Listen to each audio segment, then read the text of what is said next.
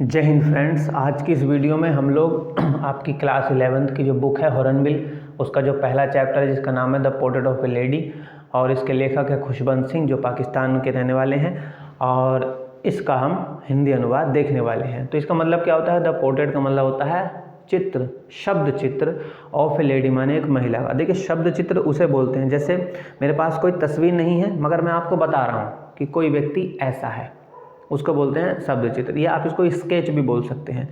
मेरे पास तस्वीर नहीं है किसी इंसान की दिखाने के लिए आपके पास, मगर उस इंसान के बारे में मैं आपको अपने शब्दों के ज़रिए समझाने की कोशिश कर रहा हूँ कि वो ऐसा है, ऐसा दिखता है, ऐसा उसका रंग है, इतना वो मोटा है या इतना पतला है, उसे बोलते हैं शब्द चित्र। तो उसका ही इंग्लिश में मीनिंग होता है पोर्ट्रेट। तो खुशबंत सिंह की ये कहानी है भैया। खुशबंत सिंह ने यहाँ अपनी ही कहानी लिखी है। खुशबंत सिंह मैं पाकिस्तान के राइटर क्यों बोल रहा हूँ? क्योंकि इनका जन्म बंटवारे से पहले हुआ था, और जिस जगह हुआ था वो हिस्सा जो है बंटवारे के बाद पाकिस्तान के हिस्से में आ गया था, तो इसलिए मैंने यहाँ पे पाकिस्तान लिख दिया है। खैर, उससे हमें कोई मतलब नहीं है। तो अब ये कहानी क्या है? देखिए, इस कहानी में एक दादी और एक पोते की कहानी है। ये जो कहानी है वो दादी प्लस पोते, इन दोनों की कहानी है। अब इसमें जो पोते हैं वो कौन है? खुशबंत सिंह है, और दादी जो है खुशबंत सिंह की दादी हैं। तो वो अपनी दादी के बारे में बताते हैं इस कहानी के अंदर, इसलिए उन्होंने इस चैप्टर का नाम भी रखा है the portrait of A lady, यानी कि एक महिला का शब्द चित्र। वो महिला कौन है? उनकी दादी है। तो बताते हैं, वो क्या बताते हैं? वो ये बताते हैं कि जब मैं छोटा था, बचपन में सब छोटे ही होते हैं, तो जब मैं छोटा था तो हम लोग गाँव में रहते थे। तो मेरे जो माँ बाप थे वो शहर चले गए थे रहने के लिए, ताकि मेरे पिताजी कोई अच्छा काम कर सकें, कोई अच्छा बिजनेस कर सकें। तो गांव में मुझे किसके पास छोड़ गए? दादी के पास छोड़ गए थे। तो खुशबंत सिंह कहते हैं कि मैं गांव में बचपन के अंदर, माँ बाप तो मेरे शहर चले गए थे, मैं बचपन में दादी के साथ ही गाँव में रहा करता था। अब दादी ही मेरी सारी दुनिया थी।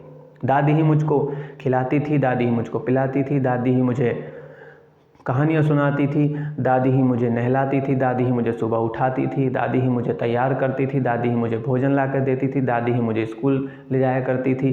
तो बता रहे हैं कि स्कूल, वहाँ जो गांव का जो परिदृश्य था वो क्या था? उसका रूटीन सिर्फ इतना था कि दादी मुझे रोज़ रात को जो है सुला देती थी, और सुबह उठाने के बाद नहलाती, और जब मुझे वो नहलाती थी तो वो प्रेयर गाती थी, यानी कि प्रार्थना करती थी, और वो थोड़ी ज़ोर से गाती थी ताकि वो चाहती थी कि मैं भी उस प्रार्थना को सुनूं और मैं उसे याद करूं। लेकिन मैंने ऐसा कभी नहीं किया। हाँ, मैं उसको सुनता था क्योंकि मेरी दादी की आवाज़ बहुत ज़्यादा प्यारी थी, तो मैं उसकी प्रार्थना सुनता रहता था।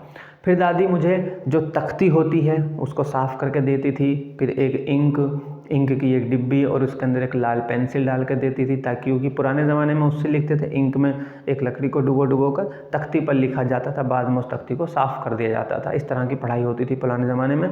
तो वो पुराने ज़माने की कहानी है।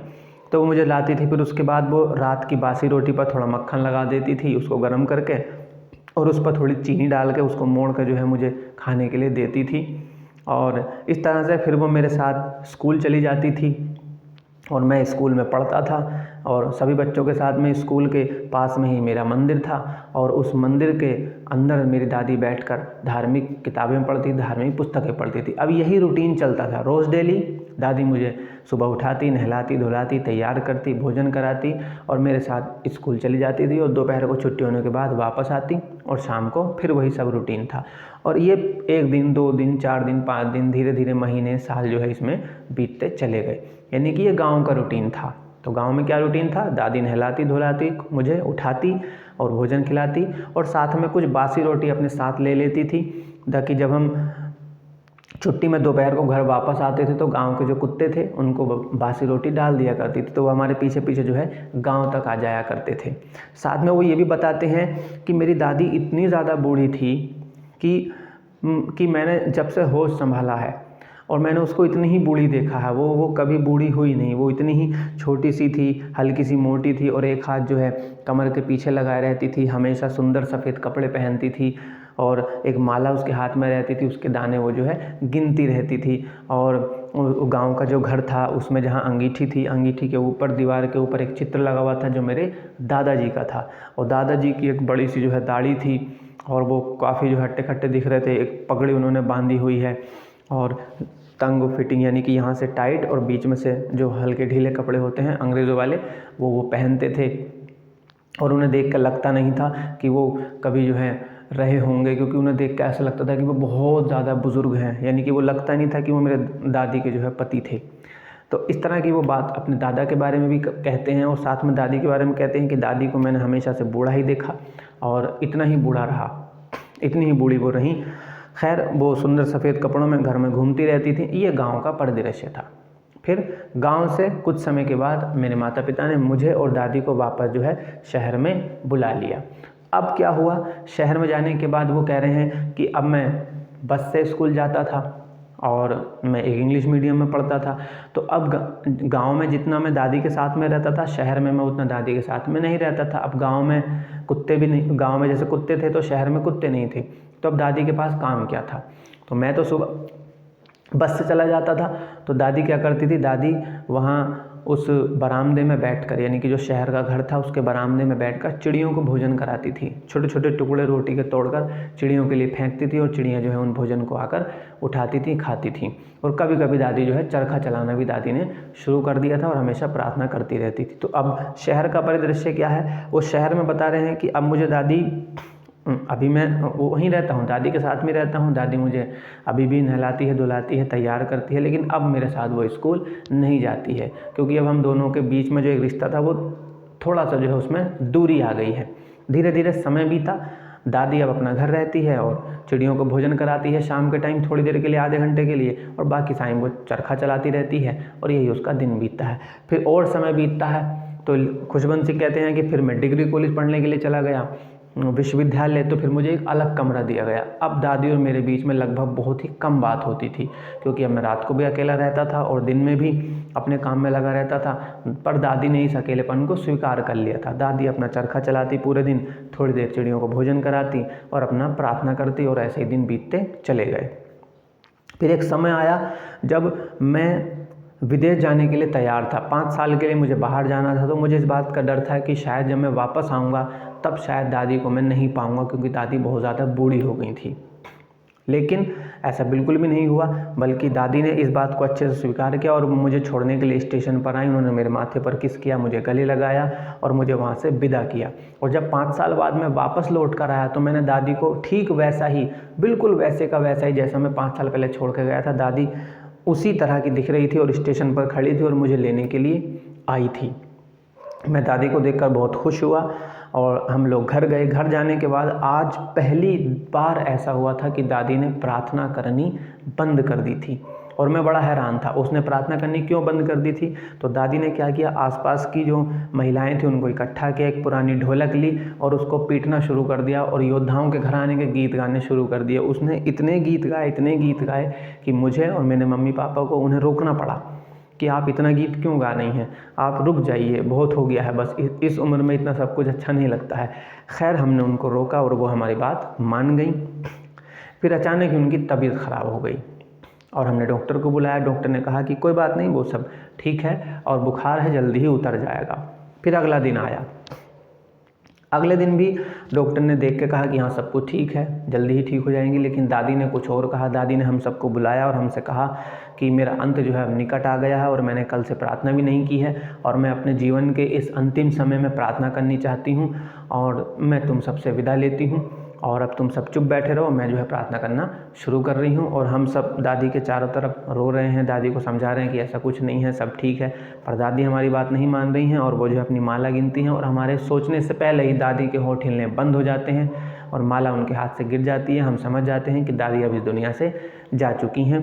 तो हम दादी को उतार कर नीचे फर्श पर रखते हैं, उनको कफन से ढक देते हैं और उनकी अंतिम संस्कार की जो तैयारियाँ हैं वो करना शुरू कर देते हैं। और शाम का समय जब दोपहर के बाद हम अर्थी के अंदर आने के लिए कोशिश करते हैं तो हम क्या देखते हैं कि उनकी अर्थी के आसपास, उनके दादी के आसपास जो है हज़ारों की संख्या में जो है चिड़ियाँ चुपचाप पड़ी हुई हैं। तो मेरी माँ को लगा कि शायद चिड़ियाँ भोजन करने के लिए आई हैं। तो मेरी माँ रोटी लाती है और जैसे मेरी दादी रोटी के टुकड़े करती थी वैसे ही टुकड़े करके उन चिड़ियों के लिए डाला, मगर चिड़ियों ने एक भी जो है टुकड़ा नहीं खाया। जब हम दादी को अर्थी पर रखकर अंतिम संस्कार के लिए ले गए तो फिर वहाँ से वो चिड़िया भी उड़कर वापस चली गई। अगले दिन उन सारी रोटियों के टुकड़ों को झाड़ू से इकट्ठा करके डस्टबिन में डाल दिया गया। तो ये शायद चिड़ियों का, वो जो चिड़ियाँ थी उनका दादी के प्रति जो प्रेम था वो दिखाने की एक कोशिश थी। तो ये पूरी कहानी है। तो कहानी 3 हिस्सों में जो है आप इसको बांट सकते हैं कि एक गांव के हिस्सों में, जब गांव में दादी और पोते रहते थे तब उनके बीच में किस तरह के रिश्ते थे, और जब वो शहर में रहने के लिए चले गए फिर उनके बीच में किस तरह से दूरियां आ गई, और फिर जब लेखक विदेश चले गए यानी खुशबंत सिंह जब विदेश चले गए और विदेश से जब वापस आए तो फिर क्या सब हुआ था। तो ये आपकी कहानी थी। कहानी बहुत छोटी है और बहुत अच्छी है। इससे हमें क्या सीखने को मिलता है? सीखने को ये मिलता है कि हमारे अपने हमारे लिए कितने ज़्यादा ज़रूरी होते हैं और उनका हमारे जीवन में बहुत योगदान होता है। उनके बिना हमारा जीवन अधूरा होता है, क्योंकि खुशबंत सिंह के लिए उनके माँ बाप ने शायद उतना नहीं किया जितना उनकी दादी ने किया था। इसमें 2-3 बातें और ये भी हैं, क्या क्या क्वेश्चन पूछे जा सकते हैं। क्वेश्चन क्या क्या पूछा जा सकता है? क्वेश्चन ये पूछा जा सकता है कि गाँव में रहते हुए दादी और पोते के बीच में किस तरह की करीबियाँ थीं, यानी कि किस तरह से वो रहते थे। तो भैया जब दादी और पोते गांव में रहते थे तो दादी रोज़ाना पोते को जो है खुशबंत सिंह को नहलाती धुलाती तैयार करती और उसके साथ स्कूल भी जाती थी और स्कूल से वापस भी उसके साथ आती थी और यही सब चलता था। शहर में आने के बाद क्या हुआ? तो भैया शहर में आने के बाद अब दादी उसके साथ तो रहती थी, उसे नहलाती धुलाती तैयार तो करती थी, मगर अब जो है उसके साथ स्कूल नहीं जाती थी, क्योंकि वो अब एक इंग्लिश मीडियम स्कूल में जाता था। फिर हमसे ये पूछा जा सकता है कि शहर में जो इंग्लिश मीडियम स्कूल था वहाँ पे क्या पढ़ाया जाता था। तो भैया इंग्लिश मीडियम में क्या पढ़ाया जाता है? वही अंग्रेजी सारी संस्कृति पढ़ाई जाती है, आर्गुमेंट्स का सिद्धांत पढ़ाया जाता है, नियम कानून पढ़ाए जाते हैं, सारी चीज़ें पढ़ाई जाती हैं। तो ये सब पढ़ाया जाता था। फिर हमसे पूछा जाता है कि इस क्वेश्चन में ये पूछा जा सकता है कि खुशबंत सिंह को जो कुछ पढ़ाया जाता था शहर के इंग्लिश मीडियम स्कूल में, उससे दादी को क्या तकलीफ़ होती थी। तो भैया दादी को इस बात की तकलीफ़ होती थी कि क्योंकि इंग्लिश मीडियम स्कूल है तो उसमें धार्मिक ग्रंथों की शिक्षा नहीं दी जाती थी, इससे दादी को बड़ी तकलीफ़ होती थी। फिर इसमें यह भी पूछा जा सकता है एक सवाल कि एक बार जब खुशबंत सिंह ने दादी को बताया था कि भाई हमें आज संगीत सिखाया गया है, तो दादी का ऐसा मानना था कि संगीत जो है अच्छे लोगों के लिए नहीं होता है, इस पर वैश्याओं का, भिखारियों का अधिकार होता है, इसलिए दादी जो है परेशान हो गई थी। फिर हमसे ये पूछा जा सकता है कि जब लेखक पढ़ने के लिए विदेश चले गए थे तब दादी ने अपने अकेलेपन को कैसे स्वीकार किया। तो भैया दादी ने उसको स्वीकार कर लिया, वो उसे छोड़ने के लिए स्टेशन पर आई और फिर उसको जब वो लेखक वापस आया तो उसको स्वागत करने के लिए भी दादी स्टेशन पर गई थी। तो इस तरह के कुछ सवाल पूछे जाएंगे, वो उस वीडियो में आपको मिल जाएंगे जब मैं इसका रिटर्न आपको दूंगा, इसके क्वेश्चन आंसर आपको लिखकर बता दूंगा। आज की वीडियो में सिर्फ इतना ही।